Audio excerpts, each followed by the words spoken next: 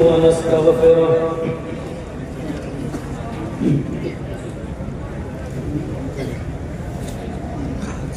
ونعوذ بالله من شرور أنفسنا ومن سيئات أعمالنا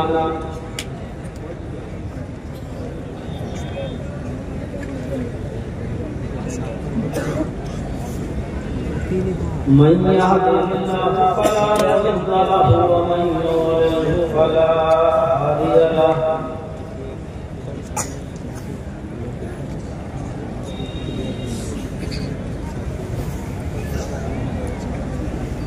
وأشهد أن لا إله إلا الله وحده لا شريك له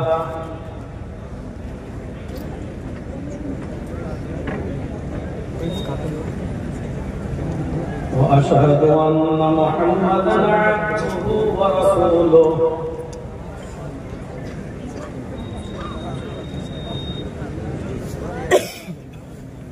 أما بعد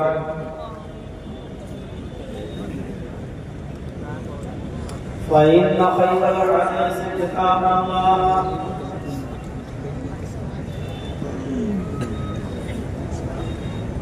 وخير الهدي هدي محمد صلى الله عليه وسلم وشر الأمور محدثاتها وكل محدثة بدعة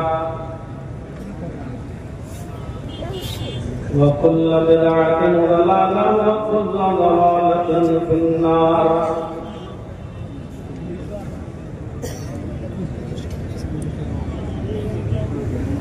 أعوذ بالله من الشيطان الرجيم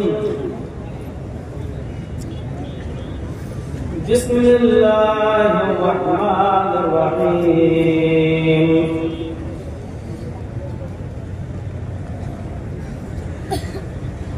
يا أيها الذين آمنوا توبوا إلى الله توبة نصوحا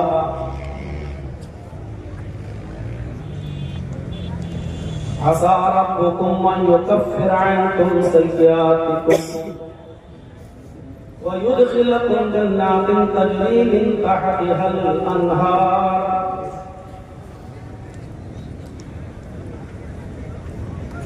رب اشرح لي صدري ويسر لي أمري واحلل عقدة من لساني يفقهوا قولي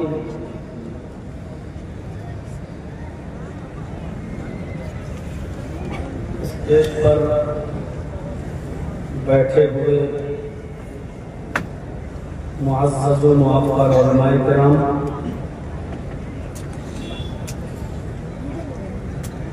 और मदरसे के सदर व सेक्रेटरी और अराकीन व मेंबरान और ज़िम्मेदारान, और इस तरीके से जलसा कमेटी के सदर और सेक्रेटरी और मेंबरान और नीमा ललमटिया डिस्ट्रिक्ट बिट्टा और उसके अतराफ अपनाफ से आए हैं मुअज़्ज़ज़ सामईन हज़रात, पर्दा नशीन इस्लाम की बाकी माँ और बहनों, नौजवानों, अजीज बच्चों,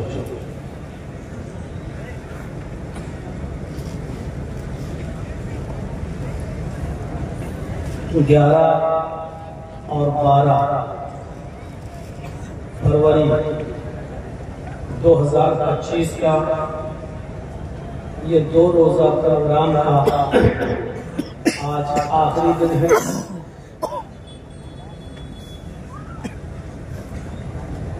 और इसके बाद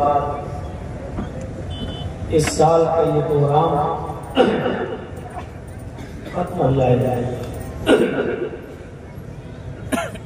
आइंदा साल अगर जिंदगी रही, सेहत और तंदुरुस्ती ने साथ दिया और आप लोगों के यहाँ ये प्रोग्राम मुनाक़िद हुआ, जिसकी तारीख आपकी जलसा कमेटी की तरफ से 13 और 14 अप्रैल मुतय्यन की गई है, तो इंशाअल्लाह उस तारीख में हाज़िरी होगी। अल्लाह तबारक व तआला से दुआ है कि इलाहुल आलमीन इस 2 रोज़ा इजलास में जिन उलमा ने खिताब किया है, जिन्होंने फज़्ल व नसाहे से हमें और आपको नवाजा है, रोज नवाजा जा रहा है। दुआ है कि इलाहुल आलमीन हम सबको, कहने वालों को भी और सुनने वालों को भी अमल की पूरी पूरी तौफीक अता फरमाए। जलसे बहुत होते हैं,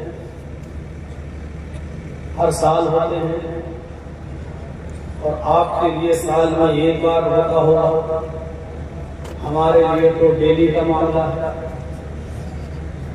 मैं आज भी आपके यहाँ हूँ और कल जिसके कटियार में हमारा प्रोग्राम है, वहाँ का एक गांव है हाल बेदा, कल वहाँ जाना है। परसों और नरसों के 2 दिन के प्रोग्राम में मुझे किशनगंज की तरफ जाना है। 16 तारीख का मेरा प्रोग्राम दिल्ली में लगा हुआ है, शेख असगर साहब के बेटे अजहर साहब के स्कूल में हमारा प्रोग्राम है। कहने का मकसद यह है कि जलसे बहुत होते, तकरीरें बहुत होती,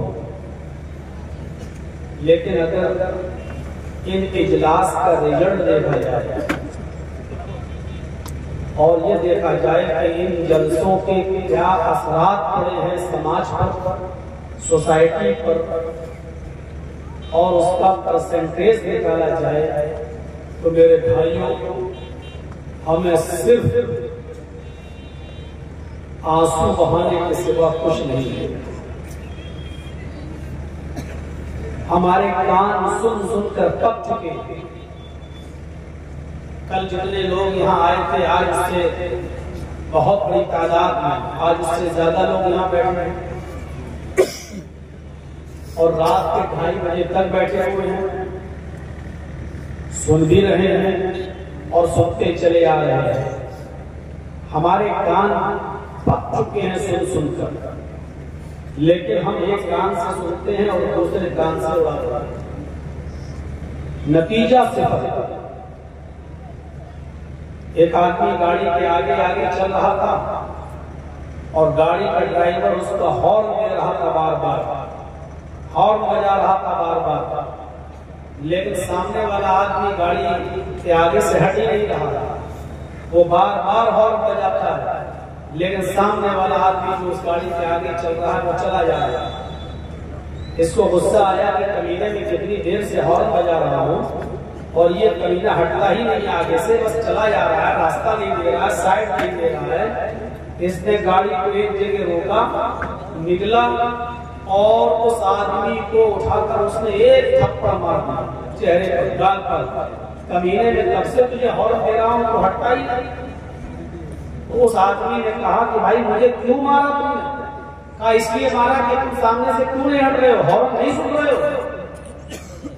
तो जिस आदमी को थप्पड़ मारा उसने बड़ा माकूल जवाब दिया। उसने कहा कि भाई आपने इतनी तेज हॉर्न बजाया कि आपके हॉर्न की आवाज सुनकर, इतनी देर से आपने हॉर्न बजाया है कि उसकी आवाज से मेरा कान सुन हो गया है, मुझे आवाज सुनाई नहीं दे रही है। आप हॉर्न बजा रहे हैं, मुझे सुनाई नहीं दे रहा, क्योंकि आपके हॉर्न की आवाज से मेरा कान सुन हो गया। यही कंडीशन आज कुछ इसी तरीके की आज हमारे समाज, उलमा, मुकर्रिरीन, खतीब जलसों में, जुमे के खुतबों में आपको समझा समझा कर, बोल बोल कर थक चुके हैं और हमारे कान भी सुन सुनकर पक चुके हैं। कोई फर्क नहीं पड़ता। जैसे हॉर्न बजाने वाले के हॉर्न से आगे चलने वाले आदमी के ऊपर कोई फर्क नहीं पड़ रहा था, उसी तरीके से हमें भी इन उलमा की, इन खतीबों की और इन मुकर्रिरीन की बातों का कोई असर नहीं पड़ता है। हमारे कान भी पक चुके, सुन सुन। मेरे प्यारे साथियों, जैसे अंग्रेजी बीमारियों में एक बीमारी है जिसका नाम होता है डायरिया, वो आपने सुना होगा। डायरिया जब किसी को होता है तो उसको लूज मोशन हो जाते हैं। एक दिन में 10-10, 12-12, 15-15, 20-20 लैट्रिन उसको पानी की तरह होती है। उस आदमी का लीवर फंक्शन बेकार हो जाता है, उसका लीवर काम करना बंद कर देता है। वो जो कुछ भी खाता है वो लैट्रिन के रास्ते से बाहर निकल जाता है। जो कुछ भी खाया लैट्रिन के रास्ते से बाहर, जो भी खाया वो लैट्रिन के रास्ते से बाहर। खाते हैं मुंह से और लैट्रिन के रास्ते से वो चीज फौरन पानी बनकर बाहर आ जाती है। इस बीमारी का नाम है डायरिया। लीवर फंक्शन काम करना बंद। हम जो खा रहे हैं ना उसका ब्लड बन रहा है, हम खा रहे हैं उसका न तो ताकत बन रही है, हम जो खा रहे हैं वो पानी बनकर पेट के रास्ते से वो चीज बाहर आ जाती है। न उससे ब्लड बन रहा है, न उससे ताकत बन रही है, न एनर्जी आ रही है, बल्कि कई मोशन हो जाने के बाद हमें कमजोरी भी आने लगती है। क्यों? क्योंकि हमारा लीवर फंक्शन बिगड़ चुका है। हम जो कुछ भी खा रहे हैं वो दूसरे रास्ते से बाहर निकल रहा है। मेरे भाइयों, इस बीमारी का नाम है डायरिया। इसी तरीके से हमें और आपको कानों का भी डायरिया हो गया है। हम एक कान से सुनते हैं कुरान और हदीस की बातें और दूसरे कान से निकाल देते हैं। जैसे डायरिया के मरीज को खाना और पीना उसकी बॉडी में नहीं लगता, ऐसे कुरान और हदीस हम जो सुनते हैं वो हमें कोई असर नहीं करता, उसका कोई फर्क हमारी जिंदगी पर नहीं पड़ता। हम एक कान से सुनते हैं और दूसरे कान से सुनी हुई बातों को हम निकाल देते हैं। आज यही कंडीशन आज हमारे सामने हमें गौर करना पड़ेगा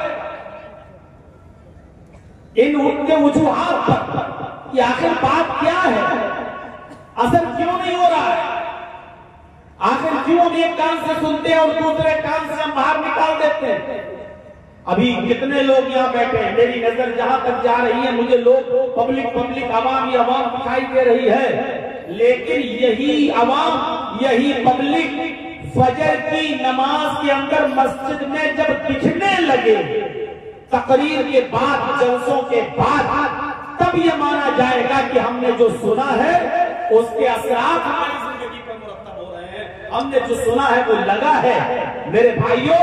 और अगर हमने सुना और सुनकर यहाँ से निकल गए और मस्जिद में जो आते थे वो भी नहीं आए, एक सब्बी पूरी नहीं हुई, इमाम मुअज्जिन ने अजान दी, इमाम और मुअज्जिन और 4-5 लोगों ने मिलकर नमाज पढ़ ली, तो समझ लीजिए मेरे भाइयों, हमने एक कान से सुना और दूसरे कान से निकाल दिया।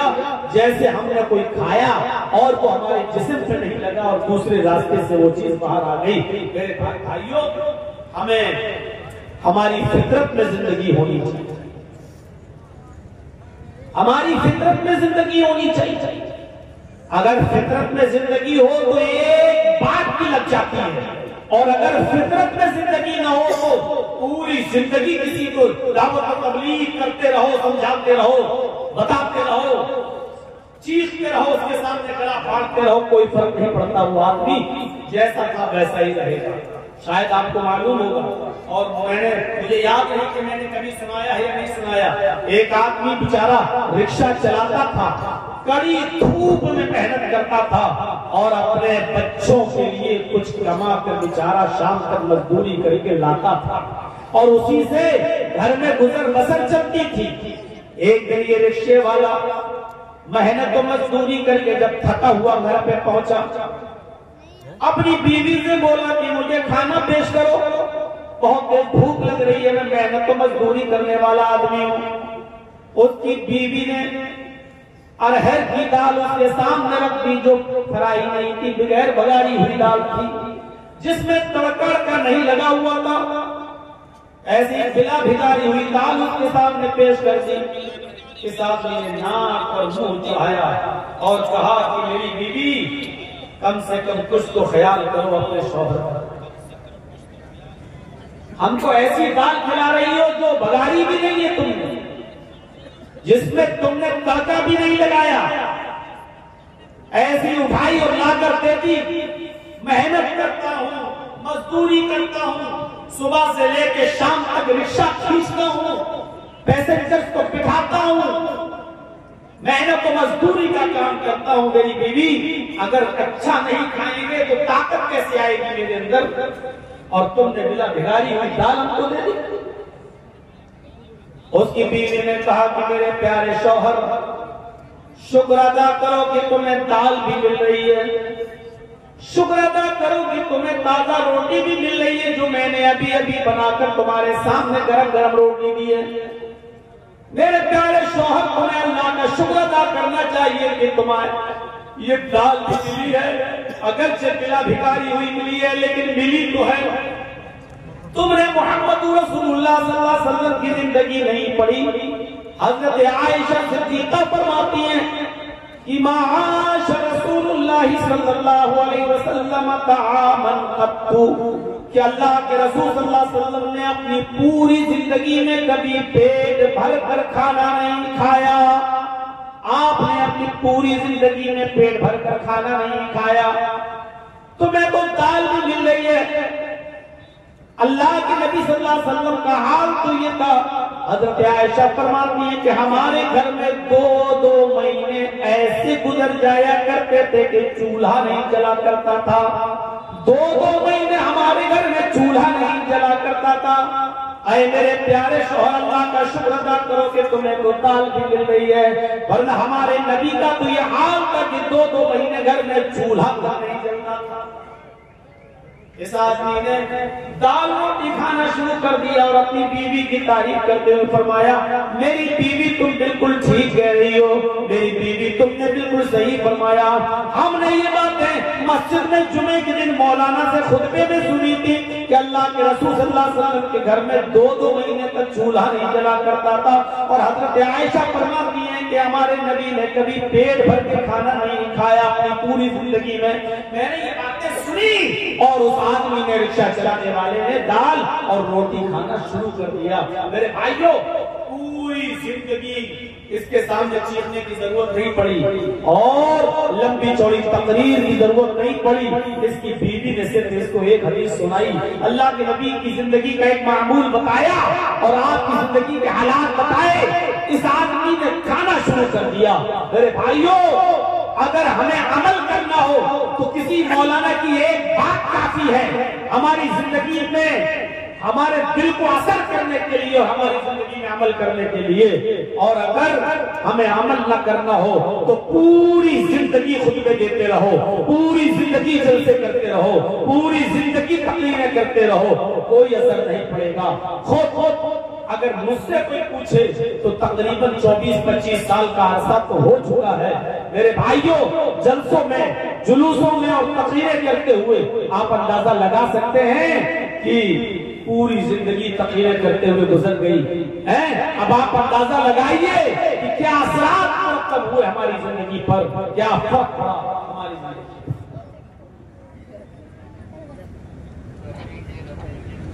अबुल हाकिम हमीदुद्दीन कुरैशी का नाम सुना होगा। अबुल हाकिम हमीदुद्दीन, जिसके बाप का नाम था बहाउद्दीन कुरैशी, कीच और मरवान का हुक्मरान था। कीच और मरवान का हाकिम गुजरा, बादशाह था, हाकिम वक्त था और 21 साल तक इसने बड़ी शानदार हुकूमत चलाई। अपने बाप बहाउद्दीन के मरने के बाद अबुल हाकिम हमीदुद्दीन को जब हाकिम बनाया गया तो 21 साल तक हुकूमत चलाई। बीचों बीच शहर में, कीच में या मरवान में इसका एक आलीशान बाग था, गार्डन। उस बाग के अंदर ये कभी कभी चहलकदमी के लिए जाया करता था अबुल हाकिम हमीदुद्दीन, और वहां थोड़ी देर आराम किया करता था। उस बाग की देखरेख के लिए उसने एक लौंडी, एक खादिमा को रख लिया था। उस लौंडी का काम यह था कि बाग में पानी मारती और अपने हाकिम के लिए, अपने मालिक के लिए, अपने आका के लिए बिस्तर को बिछा देती थी ताकि वो आएंगे और यहां आराम करेंगे।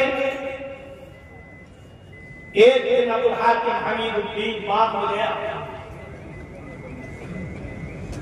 उसने देखा कि जिस बिस्तर पर मैं आराम करता हूं उस बिस्तर पर लौंडी सो रही है, मेरी खादिमा सो रही है। उसने देखा लौंडी जो थी, उसकी खादिमा जो थी, उसने सोचा कि हम रोजाना इसका बिस्तर बिछाते हैं, नरम गरम बिस्तर, फूल भी उस पर डालते हैं। देखें इस नरम गरम बिस्तर पर थोड़ी देर लेट कर देखते हैं अमीरों का बिस्तर कैसा होता है, हाकिम वक्त का बिस्तर कैसा होता है, देखें उस पर लेटने में कैसा महसूस होता है।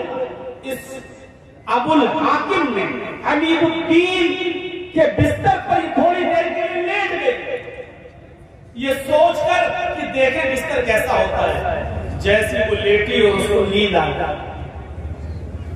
अबुल हाकिम हमीदुद्दीन के बिस्तर पर जब ये लौंडी लेटती है तो उसको नींद आ गई, और जैसे नींद आई हमीदुद्दीन वहां पहुंच जाता है। उसने देखा कि मेरे बिस्तर पर ये लौंडी लेटी हुई है। उसने चाबुक उठाया, उसने कोड़ा निकाला और उसने एक कोड़ा अपनी लौंडी को मार दिया।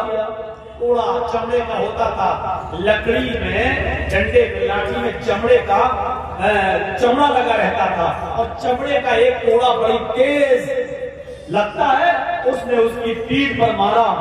उस लौंडी ने उस चमड़े के कोड़े की तकलीफ महसूस की और उठ जाती है, उड़ती और सीधे अपने कपड़ों को समेटती और सीधे खड़ी हो जाती है और कहती है सॉरी, मुझे माफ कर दीजिए, मैं इस बिस्तर पर सोना नहीं चाहती थी, मैं तो सिर्फ लेट कर देखना चाहती थी कि देखें बिस्तर पर कैसा लगता है। जिस बिस्तर पे आप रोजाना आराम करते हैं, मैं ये देखना चाहती थी कि इस बिस्तर पर लेटने में कैसा महसूस होता है। मैं जैसे ही लेटी मुझे नींद आ गई, मुझे माफ कर दो। अबुल हाकिम ने कहा हमीदुद्दीन ने नहीं, सजा मिलेगी। तेरी हिम्मत कैसे हुई इस बिस्तर पर लेटने? अपने आका के, अपने मालिक के बिस्तर पर एक मामूली और 2 कौड़ी की लड़की तू लेटेगी इस पर? उसने उस लड़की को, उस लौंडी को खड़ा कर दिया। एक कोड़ा तो मार चुका था उसने, एक एक करके 9 कोड़े और मारे। दूसरा कोड़ा मारा, उस लौंडी की खाल छिल गई। तीसरा कोड़ा मारा, खाल और फट गई। चौथा कोड़ा मारा, पूरी चमड़ी लाल पड़ गई। 5वां कोड़ा मारा, खून गिरने लगा। 6ठा और 7वां कोड़ा भी मारा, खून के कतरे जमीन के ऊपर गिरने लगे और उस लौंडी के कपड़े लाल होने लगे। लेकिन उस लौंडी ने हिम्मत बांध ली, ये एक एक कोड़ा मारता जाता और वो मुस्कुराती जाती। इसने एक और कोड़ा मारा, वो और तेज मुस्कुराई। इसने एक और कोड़ा मारा तो वो और तेज मुस्कुराई। जब ये 10 कोड़े मार चुका तो कहने लगा, लौंडी, मैं तुझे सजा देने के लिए मार रहा हूँ, तुझे तकलीफ देने के लिए तुझ पर चोट पर चोट कर रहा हूँ और कोड़े पे कोड़ा बरसा रहा हूँ और तू है हंस रही है। क्या बात है, तुझे तकलीफ नहीं हो रही है? उस लौंडी ने जवाब दिया, उस लौंडी ने जवाब दिया कि मुझे तकलीफ तो बहुत हो रही है, हर कोड़े की तकलीफ मुझे हो रही है, हर कोड़े की तकलीफ मुझे हो रही है, लेकिन मैं मुस्कुरा रही हूं। अबुल हाकिम हमीदुद्दीन ने पूछा, तुम क्यों मुस्कुरा रही हो? उसने कहा, मैं इसलिए मुस्कुरा रही हूं कि कुछ सोच रही है। हमीदुद्दीन ने पूछा, क्या सोच रही है?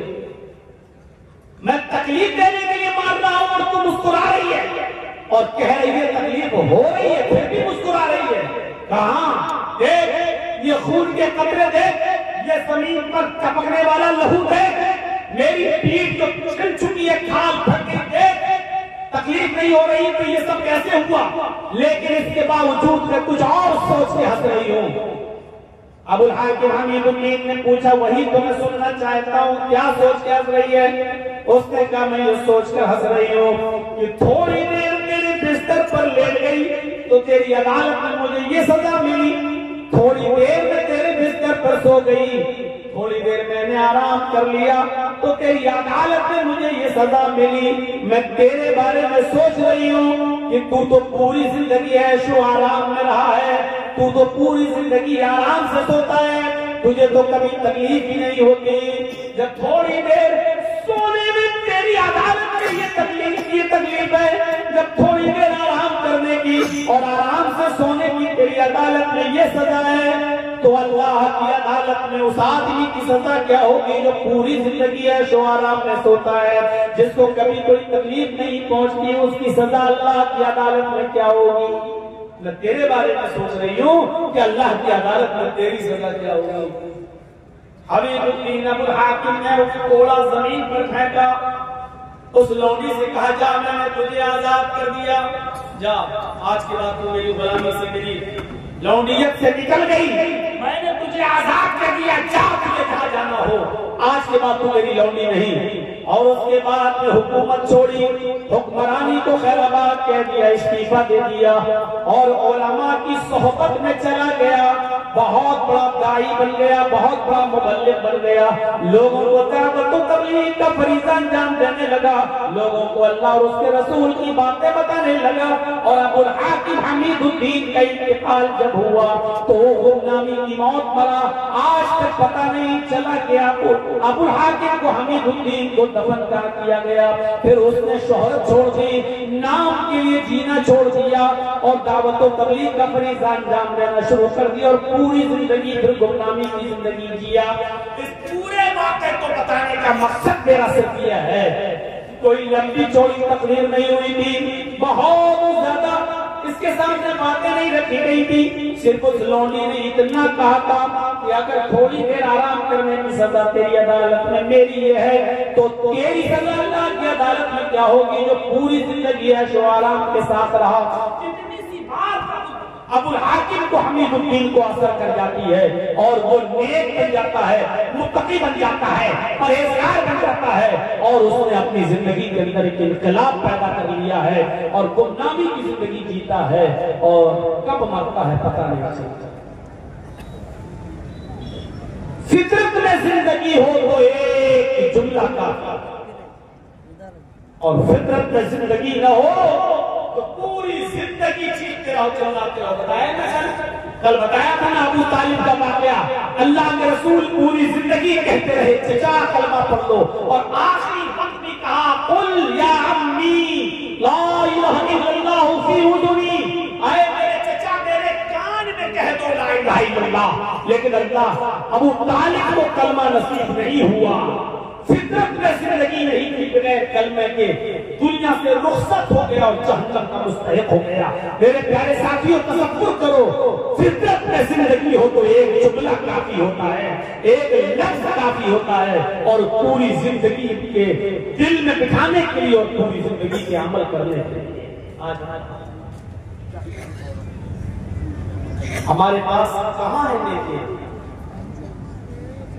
है, कोई मुहासिबा करता तू नेकियों का? छोटी से छोटी नेकी को भी हकीर मत समझो, छोटी से छोटी नेकी को भी हकीर मत समझो। कुरान पढ़िए, अल्लाह कुरान में फरमाता है फमन यअमल मिस्काल ज़र्रतिन खैरन यरा वमन यअमल मिस्काल ज़र्रतिन शर्रन यरा। अगर जर्रा बराबर भी नेकी करोगे तो उसको भी तुम अपने रब के नाम अपने नामे आमाल में देख लोगे, जर्रा बराबर भी बुराई करोगे तो उसको भी तुम अपने नामे आमाल में देख लोगे। छोटी से छोटी नेकी को भी हकीर मत समझो, इसमें क्या हो जाएगा। कल मैंने बताया था ना, छोटी से छोटी नेकी, रास्ते से गुजर रहे पत्थर पर हटा दो, कांटा पर हटा दो, ये ना समझो यार ये नेकी है। छोटी से छोटी नेकी को भी हकीर मत समझो। अल्लाह के रसूल एक मरतबा खुतबा दे रहे हैं और औरतों को मुखातब करके कह रहे हैं या माशरन निसा, आए औरतों की जमात, आए मज़कूरात, आए औरतों, तुम अपने घर में, तुम अपने घर के पड़ोस में रहने वाली किसी पड़ोसन को सदका और खैरात करने में कभी हकारत महसूस मत करना। तुम अपने घर के पड़ोस में रहने वाली पड़ोसन को सदका और खैरात करो, अगरचे कुछ भी देने के लिए ना हो तो एक बकरी का खुर ही दे दिया करो। बकरी का खुर ही क्यों ना हो, बकरी का खुर, बकरी जिससे चलती है, ये पैरों का ये निचले वाला हिस्से को खुर कहा जाता है ना, ये अरब के अंदर सबसे घटिया चीज मानी जाती थी, सबसे कमतर चीज समझी जाती थी। तो अल्लाह के नबी सल्लल्लाहु अलैहि वसल्लम कह रहे हैं कि आए औरतों अपने पड़ोसन को सदका और खैरात करो, अगरचे बकरी का खून ही क्यों ना हो, बकरी का खून भी तुम्हें देना पड़े तो दे दो, सदका और खैरात करो। दो उनको सदका और खैरात करो, इस नेकी को हकीर मत समझो। आई और एक और रिवायत की तरफ मैं तुम्हें लेके चलता हूं, बुखारी की रिवायत है। अल्लाह के नबी सल्लल्लाहु अलैहि वसल्लम फरमाते हैं फत्तकुन नार वलौ बिशिक्कि तमरा, वलौ बिशिक्कि तमरा पर गौर करो। फत्तकुन नार, लोगों तुम अपने आप को जहन्नम से बचाओ, अपने आप को जहन्नम से बचाओ, आग से बचाओ, दोज़ख से बचाओ। कैसे बचाओ? वलौ बिशिक्कि तमरा, अगरचे तुम्हें खजूर का टुकड़ा ही देना पड़े, उसको भी अल्लाह के राह में सदका और खैरात करो। खजूर तो बड़ा हो गया, ये खजूर है, ये खजूर नहीं है तुम्हारे पास, आधा खजूर है या उसका एक टुकड़ा है तुम्हारे पास, चौथाई हिस्सा 1/4 है, 1/4 खजूर, एक खजूर का भी चौथाई हिस्सा है आपके पास। अल्लाह के नबी कह रहे हैं कि अगर गोभी तुम्हारे घर पे रखा है, फाजिल है, तो वलौ बिशिक्कि तमरा, तो वो भी किसी न किसी गरीब को या गरीब के बच्चे को दे दो, खिला दो उसको, अपने आप को जहन्नम से बचाओ। खजूर के टुकड़े की हैसियत क्या है? कोई आदमी खजूर का टुकड़ा देगा, पूरा खजूर दे देगा। अल्लाह के नबी कह रहे खजूर तो छोड़ो, वलौ बिशिक्कि तमरा, अगर तुम्हारे पास खजूर का टुकड़ा ही हो तो उसको भी दे दो। यानी इस नेकी को भी अपनी मत समझो, अरे यार क्या है मेरे पास, ये इसका क्या होगा, एक खजूर का टुकड़ा दे रहे तो इसका क्या पेट भर जाएगा बेचारे का, क्या भरेगा? नहीं, अल्लाह के नबी उकसा रहे हैं, उभार रहे हैं, अगर तुम्हारे पास खजूर का टुकड़ा हो तो तुम उसको भी सदका और खैरात करके अपने आप को जहन्नम से बचाओ। वलौ बिशिक्कि तमरा, अपने आप को दोज़ख से जहन्नम से बचाओ, अगरचे तुम्हारे पास खजूर का टुकड़ा ही क्यों ना हो, सदका और खैरात करने।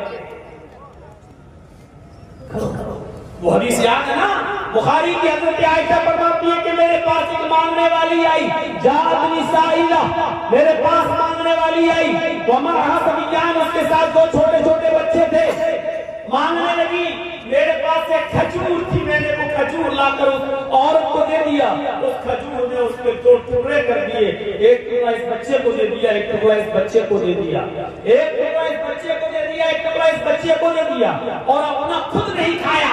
उन दोनों बच्चों ने आधी खजूर खा ली और चली गई वो औरत अपने बच्चे को लेकर।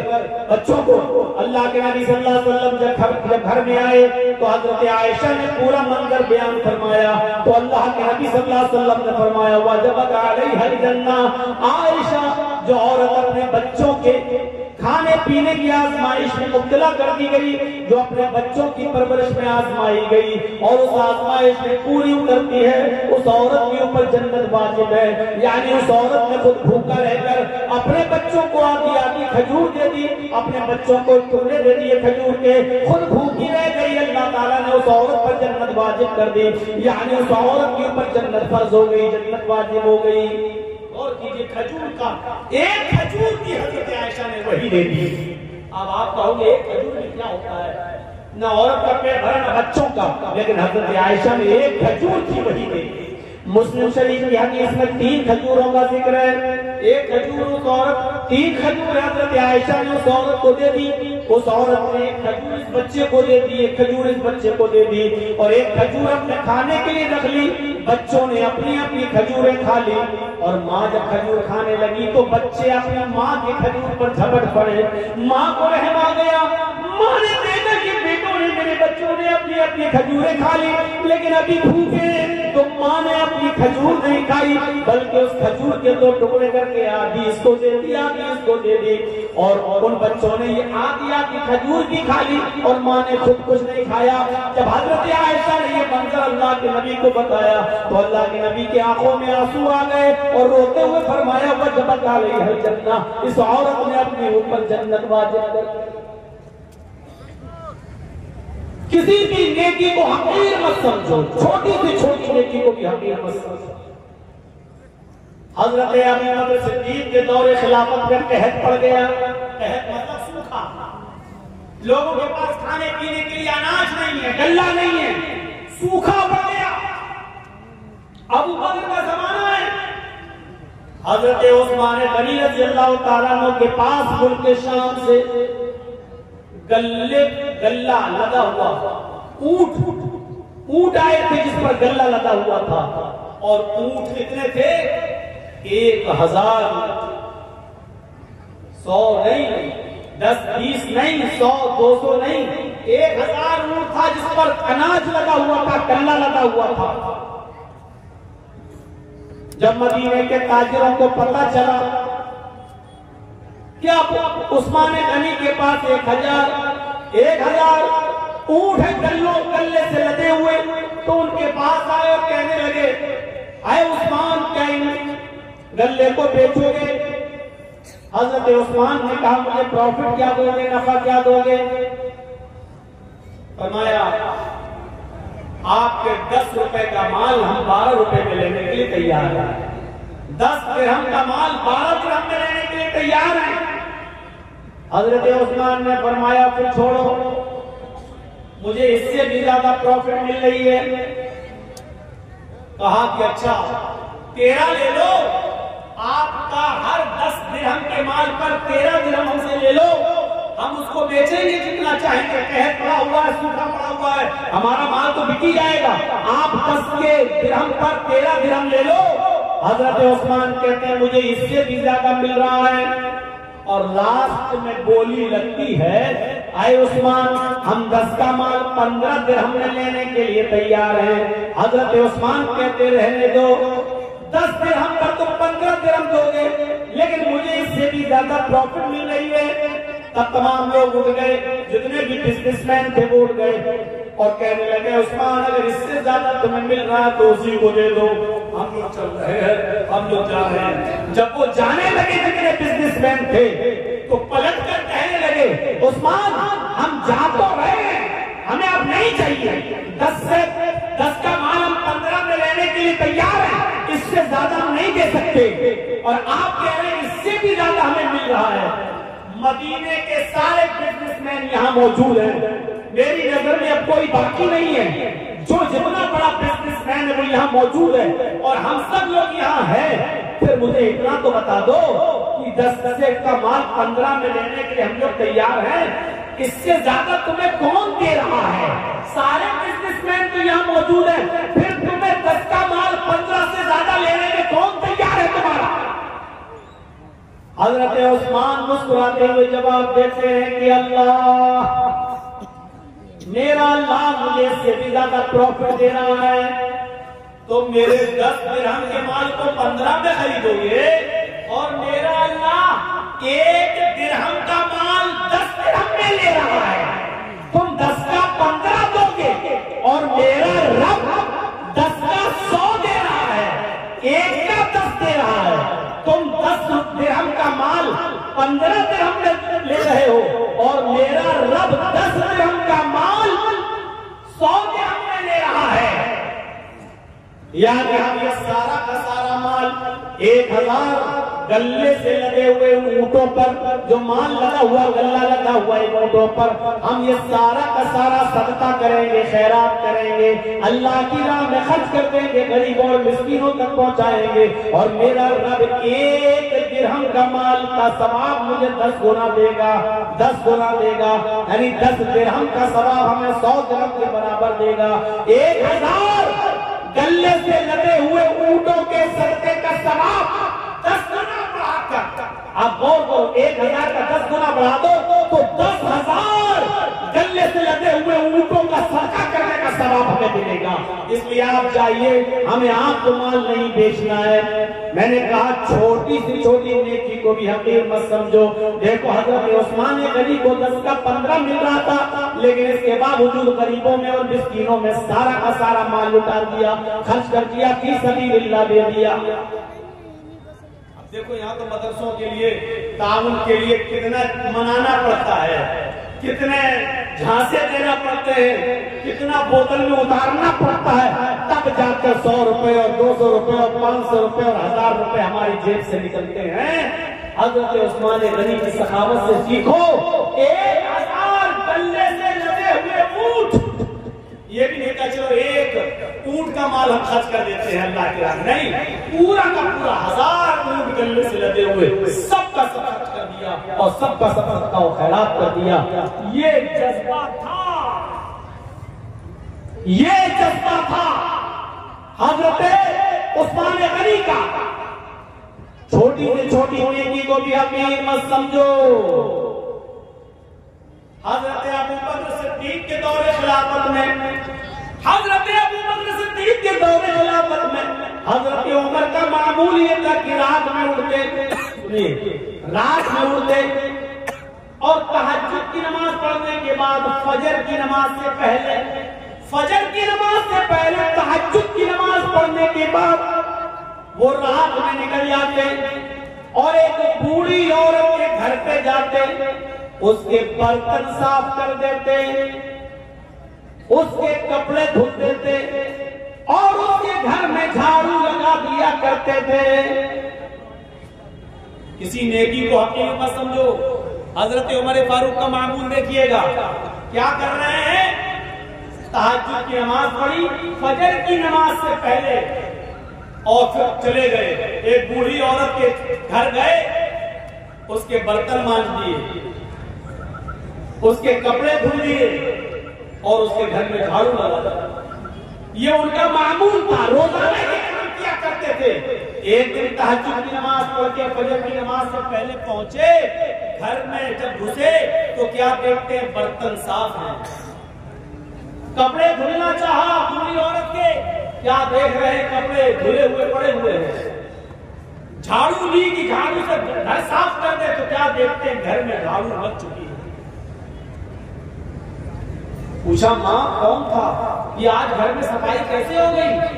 कहा बेटे मैं क्या जानूं, मैं तो आंखों से अंधी हूँ, नाबीना हूँ, मुझे क्या मालूम, मैं तो समझी कि तुम ही आए हो, बर्तन तुम मांज रहे हो, झाड़ू तुम लगा रहे हो, कपड़े तुम धुल रहे हो। कहा माँ मैं नहीं था। कहा बेटे मुझे नहीं मालूम थे कौन था। हजरत उमर फारूक दूसरे दिन भी यही टाइम पर आए तो क्या देखते हैं, दूसरे दिन भी बर्तन मांजे जा चुके हैं। क्या देखते हैं कि दूसरे दिन भी बर्तन मांज कर खत्म हो, बर्तन मांजे जा चुके हैं, झाड़ू लग चुकी है, कपड़े धुले हुए हैं। हजरत उमर समझ गए, उमर कोई है जो तुमसे पहले आता है, कपड़े धुल जाता है, बर्तन साफ कर जाता है, झाड़ू लगा जाता, कोई है जो तुमसे पहले भी ये काम कर जाता है। पता लगाना चाहिए कि कौन है। अब हजरत उमर जासूसी करने लगे, चुपके से देखें कि कौन है। तो तहज्जुद की नमाज पढ़ के आए और चुपके से छिप गए दरख्त की आड़ में। क्या देखते हैं कि एक शख्स अपना चेहरा छुपाया हुआ चादर से आता है रात के अंधेरे में और उसी बूढ़ी औरत के घर में चला जाता है, बर्तन मांजता है, झाड़ू लगाता है, कपड़े साफ करता है और उसके बाद वो जब वहां से निकलता है तो जैसे ही वो घर से निकलता है, हजरत उमर फारूक ने उसको पकड़ लिया।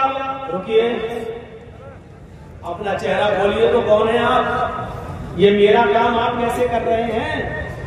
अब उसने कहा ये मेरा तेरा क्या लाया है, तुम पहले आ जाओ, तुम कर लो, हम पहले आ जाए, हम कर लें, चेहरा नहीं दिखा सकता। हजरत उमर ने कहा तुम्हें अल्लाह का वास्ता चेहरा खोलो, मैं देखना चाहता हूँ कि मुझसे भी पहले ये काम कौन करने आता है।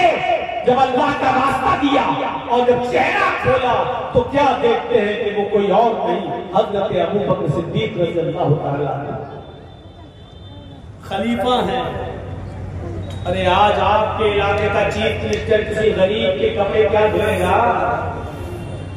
आपके यहाँ का मामूली मुखिया और सरपंच भी, आपके इलाके का मामूली मुखिया और मामूली सरपंच भी किसी गरीब के, किसी बूढ़ी औरत के कपड़े अपने हाथ से नहीं धुल सकता। हजरत अबू बकर सिद्दीक रज़ियल्लाहु ताला अन्हु खलीफतुल मुस्लिमीन है, खलीफतुल मोमिनीन है। और क्या हजरत उमर देखते हैं कि कौन कपड़े साफ कर रहा है? अबू बकर सिद्दीक। कौन है? अबू बकर सिद्दीक जो बर्तन मांज रहे हैं। कौन है? जो घर में झाड़ू लगा रहा है अबू बकर सिद्दीक।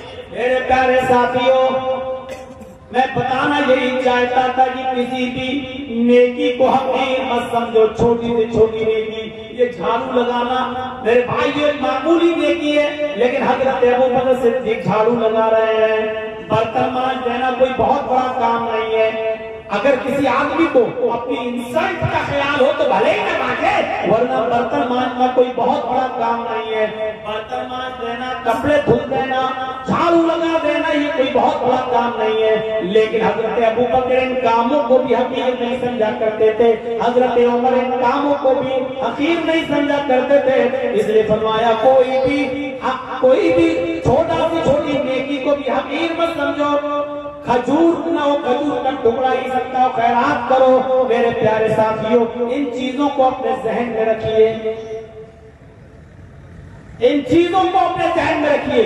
मुसलमान वो होता है जो छोटी से छोटी नेकी को भी मामूली नहीं समझता है, और मुसलमान मोमिन वो होता है जो छोटे से छोटा गुनाह को भी पहाड़ समझता है।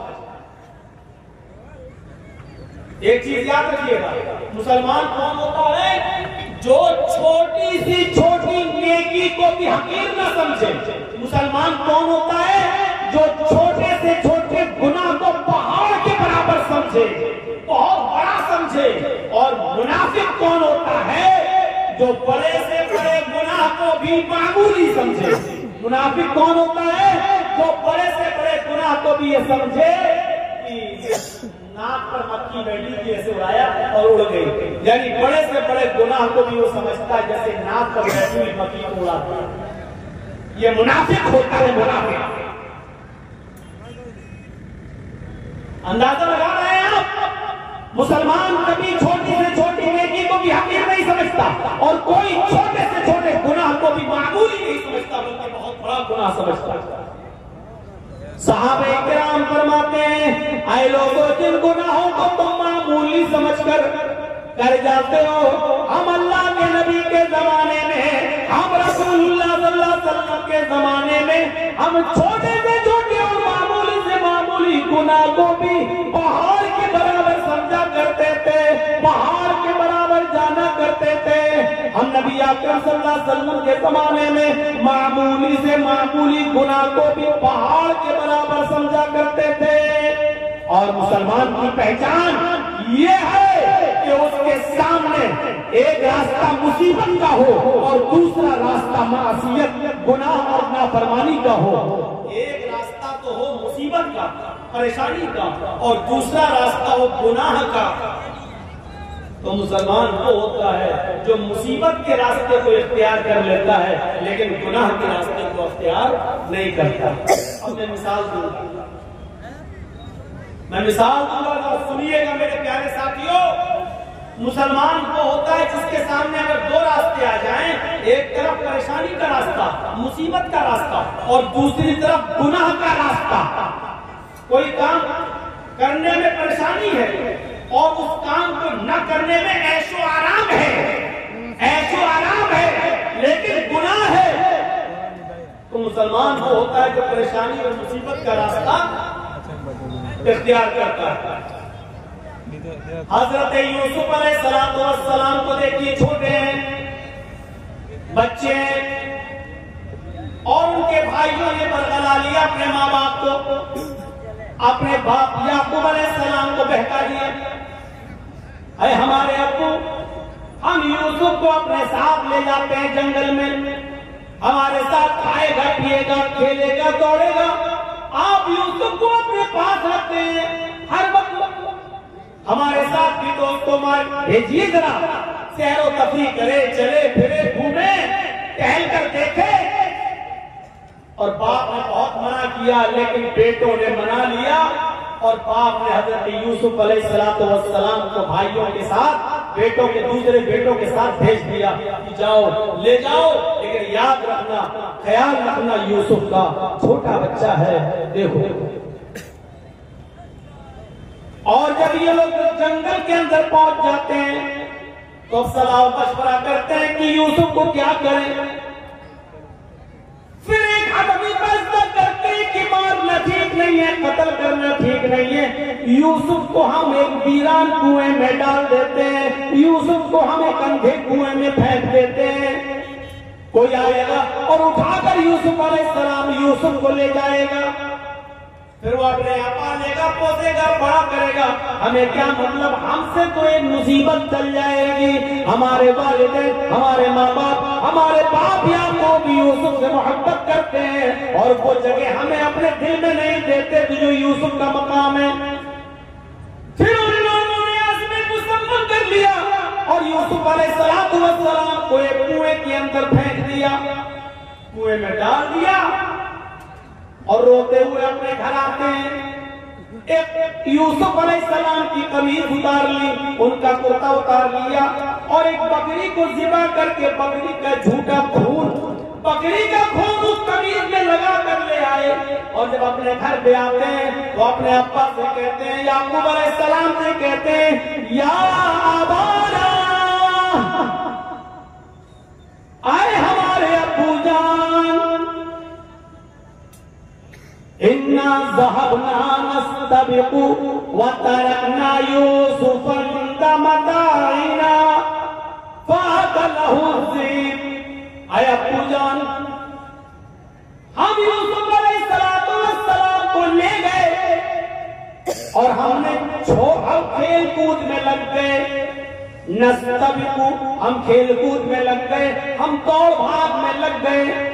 वतरकना यूसुफ इंद मताइना, और यूसुफ को अपने सामान के पास छोड़ दिया कि तुम इसकी देख रेख करना। हम लोग इधर उधर खेल कूद में लग गए। फ़अकलहु ज़ीब, भेड़िया आया और भेड़िया यूसुफ अलैहिस्सलाम को खा गया। भेड़िया आया और भेड़िए ने यूसुफ को फाड़ दिया। अरे हमारे अब्बू, आप हमारी बात पर ईमान क्यों लाएंगे, आप हमारी बात क्यों मानेंगे? वमा अंत बिमुमिनिन लना, आप हमारी बात क्यों मानेंगे? वलौ कुन्ना सादिकीन, अगरचे हम सच्चे ही क्यों ना हो, हम सच बोल रहे हैं, फिर भी आपको हमारी बात का यकीन नहीं होगा। अपने माँ बाप से ये बात कह दी याकूब अलैहिस्सलाम से। इधर एक काफिला आया, सुनिए, इधर एक काफिला आया, उसको प्यास लगी तो कुएं के पास चला गया, उसने डोल डाला, डोल, उस यूसुफ अलैहिस्सलाम उस डोल में बैठ गए। उसने जब खींचा तो डोल भारी लगा, उसने झांक कर देखा तो एक छोटा बच्चा पड़ा हुआ है यूसुफ। उसने काफिले वालों को खुशखबरी सुनाई, या बुशरा हाज़ा गुलाम, ऐ काफिले वालों खुशखबरी सुनो, ये तो एक बच्चा पड़ा है, यहाँ तो एक लड़का पड़ा हुआ है, बच्चा बड़ा खूबसूरत बच्चा यहाँ कुएं में पड़ा हुआ है। निकाला, मिस्र के बाजार में ले गए और वहां उस बच्चे को बेच दिया गया। और जानते हो, इतना खूबसूरत बच्चा यूसुफ अलैहिस्सलाम, जिनकी खूबसूरती का जिक्र कुरान में मौजूद, लेकिन इस खूबसूरत बच्चे की कीमत भी क्या लगी मिस्र के बाजार में, जानते हो? उनको पैसा चाहिए था, कहते हैं कि चोरी का माल हो या ऐसा कोई माल हो तो आदमी जल्दी हटाता है। कभी कभी 20,000 का मोबाइल 2,000 में लेके चला जाता है, जल्दी हटे, जल्दी से निकले और पकड़ा जाए तो दूसरा पकड़ा जाए, हम ना पकड़े जाए। ऐसे उन्होंने देखा कि ये यूसुफ हमें मिले तो जल्दी से इनको हटा दिया जाए। और मिस्र के बाजार में जब बोली लगी तो जानते हो, बहुत कम कीमत में उनको बेच दिया गया। वशरऊहु बिसमनिन बख्सिन दराहिम मादूदा। कुरान के अल्फाज देखो मेरे भाइयों, उन लोगों ने चंद सिक्कों में यूसुफ को बेच दिया, चंद टकों में, चंद खोटे सिक्कों में यूसुफ को बेच दिया। लोग यूसुफ अलैहिस्सलाम बादशाह मिस्र के मेहमान बने, धीरे धीरे बादशाह मिस्र के पास पहुंचे। बादशाह मिस्र ने अपनी बीवी से कहा, ये बच्चा है, इसकी देखरेख करो, आगे चलकर हो सकता है कि हम इसको बेटा बना लें, देखो इसकी खिदमत करो, देखभाल करो। और बादशाह मिस्र के घर में यूसुफ की परवरिश होने लगी। धीरे धीरे बड़े होते गए और एक दिन आया कि यूसुफ अलैहिस्सलाम अपनी जवानी को पहुंच गए। यहाँ खूबसूरती अपनी कयामत बर्पा कर रही थी और यहाँ यूसुफ अलैहिस्सलाम जवान हो गए और उधर बादशाह मिस्र की बीवी का दिल हचकोले लेने लगा। वो इस गुलाम पर यूसुफ अलैहिस्सलाम पर अंदर ही अंदर दिलो जान से फरेबता थी, दिलो जान से कुर्बान थी। धीरे धीरे चर्चा मिस्र की औरतों में होने लगा और मिस्र की औरतें और औरतों में किसी बात का चर्चा बहुत जल्दी होता है। कोई भी बात हो अगर आपको बहुत जल्दी फैलाना हो तो बस 2-4 औरतों में फैला दो, शाम तक होते होते पूरे गांव में ऑटोमेटिक फैल जाए। ये बात मिस्र की औरतों में फैल गई। ओ बादशाह की बीवी, ओहो अपने गुलाम का मरती है, अपने गुलाम को क्यों दे बैठी है, अपने गुलाम के साथ क्यों काला करना चाह रही है, अपने गुलाम के साथ ये हरकत करती है। बादशाह मिस्र की बीवी के चर्चे जब मिस्र की औरतों में होने लगे तो उस औरत ने यानी बादशाह की बीवी ने सारी औरतों को दावत दे दी। और कीजिए, सारी औरतों को दावत दे दी, सबके सामने फल रख दिए, सबको छुरियां दे दी और जब वो फलों को काटने लगी तो उस औरत ने बादशाह मिस्र की बीवी ने यूसुफ अलैहिस्सलाम से कहा, आए यूसुफ इन औरतों के सामने से गुजर जाओ।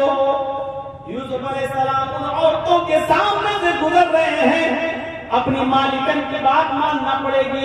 यूसुफ अलैहिस्सलाम अपने मालिक की बीवी की बात मानते हुए उन औरतों के सामने से गुजर रहे हैं। जब उन औरतों के सामने से गुजरे तो उन औरतों ने जब यूसुफ अलैहिस्सलाम को देखा, यूसुफ अलैहिस्सलाम को देखा, कुरान कहता है वो फल काट रही थी, बजाय फल काटने की वो उन्होंने अपनी उंगलियां काट डाली, उन्होंने अपने उंगलियों पर छुरियां जला ली, अपनी उंगलियों को काट डाला। और जब यूसुफ पर नजर पड़ी तो चीख पड़ी, मा हाज़ा बशरुन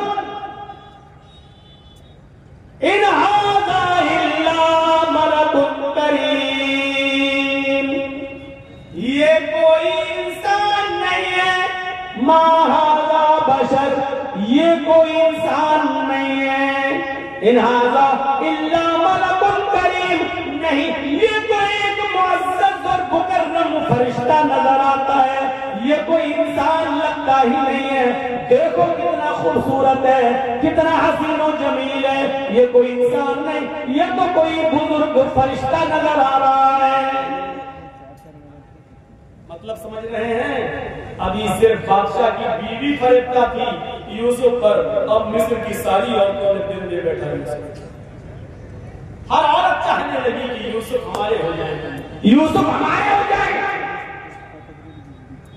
एक फितना खड़ा हो गया। अब बादशाह की बीवी ने कहा, देखा, देख लिया तुमने, अब बताओ इसमें मेरी क्या गलती है? इसको मैंने बहुत बहकाया, अपनी तरफ माइल किया, लेकिन ये बचा रहा, और फिर यूसुफ के सामने धमकी देती है बादशाह की बीवी, आए और तो आए मिस्र वालियों सुनो, अगर यूसुफ ने मेरी बात नहीं मानी, मेरी ख्वाहिश पूरी नहीं की, मैं इससे जो चीज चाहती हूँ, अगर मेरा मुतालबा इस बच्चे ने, इस लड़के ने, इस गुलाम ने अगर पूरा नहीं किया तो ये जेल में सड़ेगा या सख्त से सख्त सजा मैं इसको दिलाऊंगी, सख्त से सख्त सजा दिलवाऊंगी या जेल में सड़ेगा। अब यूसुफ अलैहिस्सलाम को जब धमकी मिलती है तो यूसुफ अलैहिस्सलाम के पास दो ही रास्ते थे। एक रास्ता तो ये था मुसीबत का, इस औरत की बात ना माने और जेल में चले जाए, ये मुसीबत का रास्ता है। मैंने कहा ना, मोमिन के लिए अगर एक तरफ मुसीबत का रास्ता हो और एक तरफ गुनाह का रास्ता हो, मासियत का, तो मोमिन मुसीबत का रास्ता अख्तियार कर लेता है, लेकिन गुनाह का रास्ता अख्तियार नहीं करता। यूसुफ अलैहिस्सलाम के सामने दो रास्ते थे। या बादशाह की बीवी ने कहा, कि अगर इसने मेरी बात नहीं मानी तो इसको सख्त से सख्त सजा दिलवाऊंगी या जेल के अंदर सड़ेगा। यूसुफ अलैहिस्सलाम के पास दो ही रास्ते थे। एक रास्ता ये था कि बादशाह की बीवी की बात मान लें और जो वो कह रही है उसकी मर्जी को पूरा कर दें। अगर ऐसा कर लेते, बादशाह की बीवी की बात मान लेते तो पांचों उंगली घी में थी। बादशाह की बीवी उनको बचाती भी, बादशाह की बीवी उनका ख्याल भी रखती, बादशाह की बीवी उनको तन्हाई का मौका भी देती, बादशाह की बीवी उनकी इज्जत और तकरीम भी करती, बादशाह की बीवी उनको अच्छी तरीके से उनकी हिफाजत भी करती, सब कुछ करती और जो वो चाहते वो उनको मिलता रहता। लेकिन ये रास्ता गुनाह का रास्ता था, ये रास्ता मासियत का रास्ता था। अब दूसरा रास्ता यूसुफ अलैहिस्सलाम के सामने ये था कि मैं इस गलत रास्ते पर नहीं चलूंगा। तो वो औरत कह रही है मैं जेल में डलवा दूंगी, मैं सख्त से सख्त सजा दिलवाऊंगी।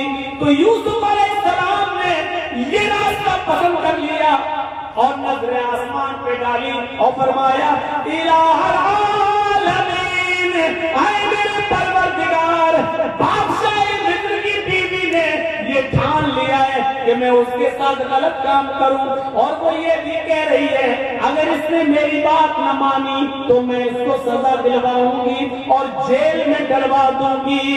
रब्बी सिजनु अहब्बु इलैया मिम्मा यदऊननी इलैहि, आए मेरे परवरदिगार, आए मेरे अल्लाह, आए मेरे रब, मुझे जेल में जाना ज्यादा पसंद है।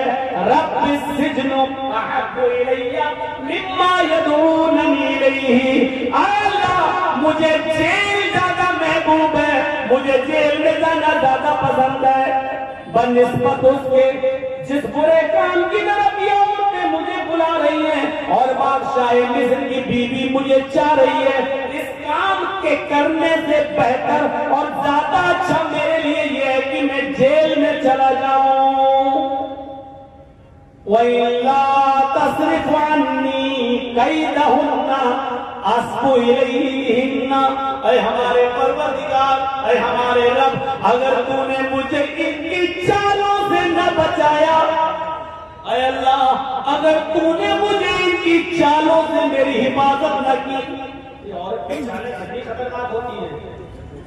आपको अपने घर में प्यार और मोहब्बत के जाल में फंसा कर बुला भी लेंगी और आपको फंसवा भी देंगी, आपको फंसवा भी देंगी। तो इसीलिए यूसुफ अलैहिस्सलाम क्या कह रहे हैं, व इल्ला तस्रिफ अन्नी कैदहुन्ना, ऐ अल्लाह मुझे जेल जाना ज्यादा महबूब है, ज्यादा पसंद है।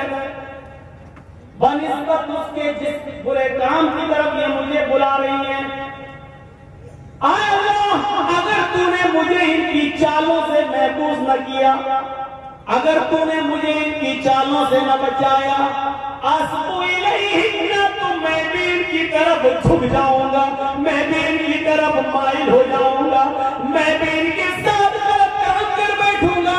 वाकुन मिनल जाहिलीन, और मैं जाहिलों में नादानों में से हो जाऊंगा।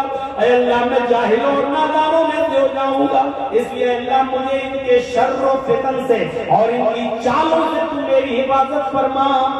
इस वाक़े की रोशनी में जो कुरान की आयत से मैंने साबित किया है, क्या पता चलता है मेरे भाइयों कि मोमिन वो होता है कि जिसके सामने एक तरफ मुसीबत का रास्ता हो और एक तरफ गुनाह का रास्ता हो, तो वो मुसीबत को उठाना और परेशानी को मोल लेना ये ज्यादा बेहतर समझता है, लेकिन गुनाह तो अख्तियार नहीं करता है।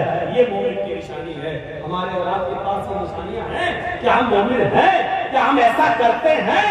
इसलिए याद रखिए मेरे साथियों, गुनाहों की दलदल से बचिए, गुनाहों की दलदल से बचिए और अल्लाह रब्बुल आलमीन को पुकारते रहिए, अपने गुनाहों की तौबा और माफी मांगते रहिए कि अल्लाह रब्बुल आलमीन फरमाता है, कुल या इबादियल्लज़ीना असरफू अला अनफुसिहिम ला तक़नतू मिन रहमतिल्लाह।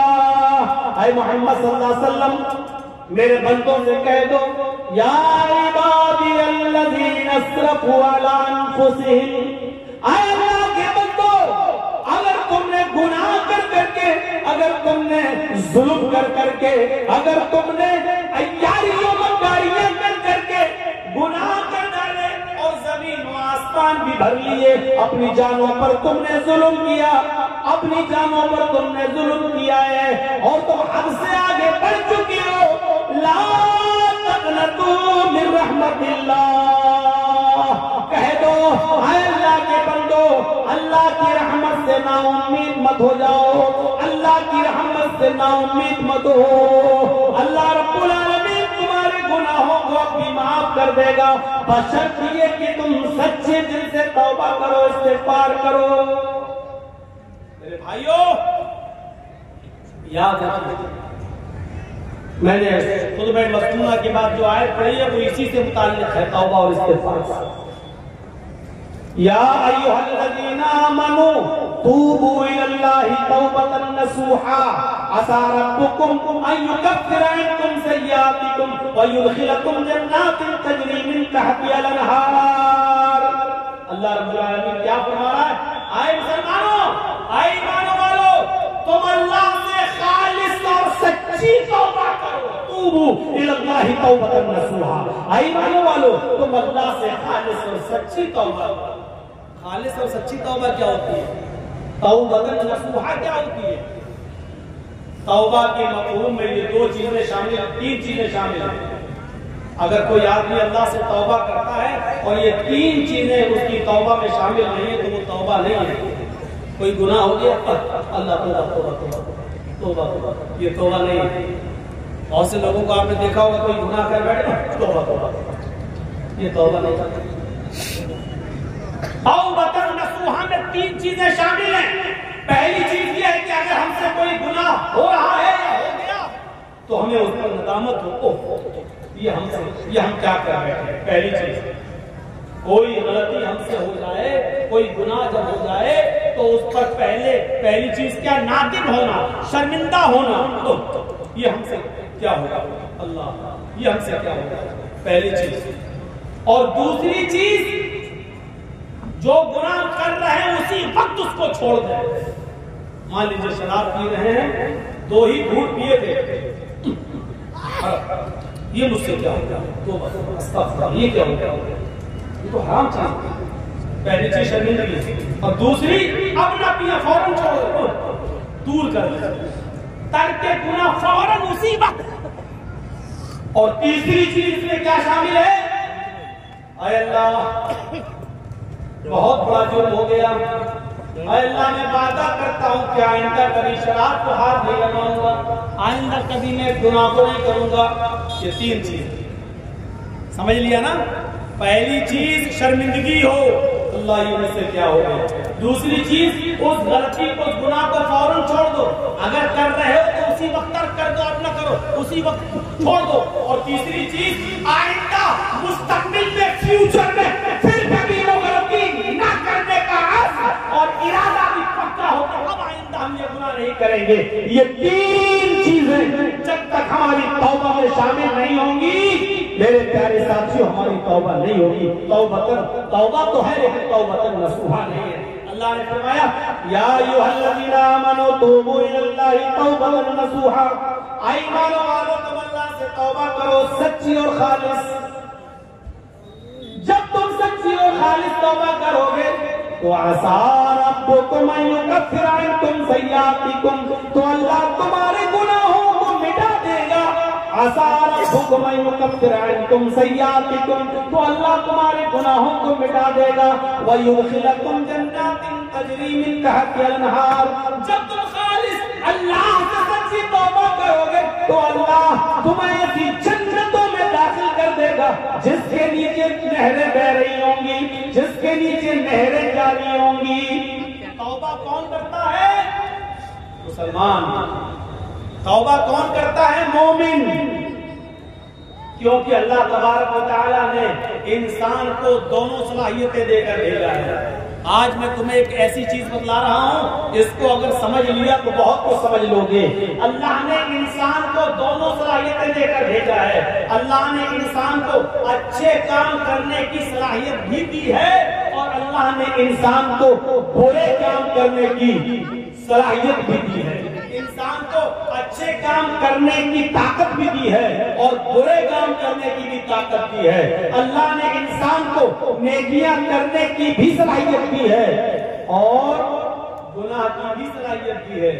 हाँ, और गुनाह करने की सलाहियत दी है तो गुनाहों से बचने की भी सलाहियत है। इंसान नेकियां कर सकता है तो बुराई भी कर सकता है, दोनों सलाहियतें हैं। इंसान बुराइयां कर सकता है तो बुराइयों से बचा भी सकता है अपने आप को। ये दोनों सलाहियतें देकर अल्लाह ताला ने इंसान को भेजा है। ये सलाहियत अल्लाह ने फरिश्तों के अंदर नहीं रखी है।